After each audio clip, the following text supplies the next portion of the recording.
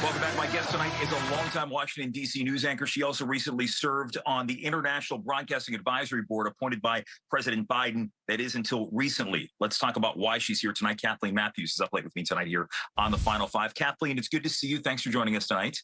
Jim, thanks for having me on. You wrote about something very important in Washington Monthly, and as mentioned, you served on this board that oversaw a lot of these global media efforts that the United States would fund, whether it be Radio Free Asia, a Voice of America, all of this found together.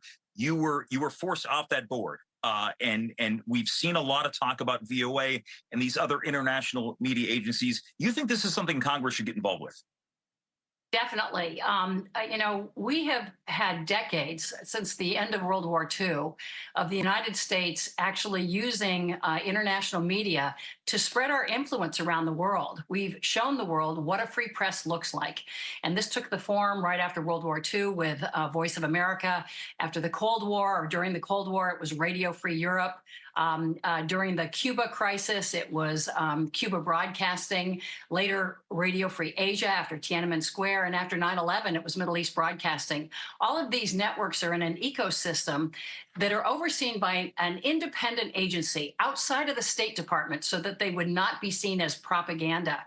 And in 1994, this agency essentially was mandated by Congress, Republicans and Democrats, supported by Republican and Democratic presidents, to spread the message in the world of what was really happening, to actually counter fake news coming from the Soviet Union in the early days, later Russia, from China, from Iran, from North Korea. And as of March 14th, we turned off the lights on those networks. We essentially starved some of them of funding, and they literally closed the doors at the agency offices where Voice of America was broadcasting. We have not been broadcasting for more than a month now. And this is really a shame when you see China, Russia actually doubling down, spending billions of dollars to try to spread misinformation. Now, what do we try to spread? We try to spread the truth. We try to cover the news as we see fit. We try to tell America's story. And I just think it's a travesty. Congress actually supported this, and we've heard crickets from the Republican members of Congress to the Trump administration actions. And that's why I wrote this piece in Washington Monthly.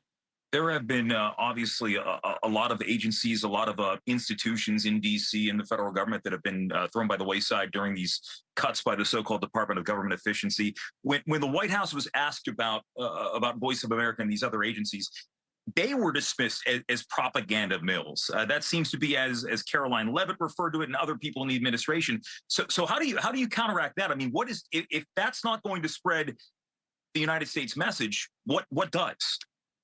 Interestingly, I think every news organization over the years has faced criticism for trying to tell the truth, trying to present the facts. Republicans have, railed against the news media. Democrats have railed against the news media. The Trump administration doesn't like these networks, Voice of America, because they cover our country and our news, warts and all. And isn't that the job of the news media as the fourth estate? Aren't we supposed to try to provide, authoritative, fact-based information, whether political parties and partisans like it or not?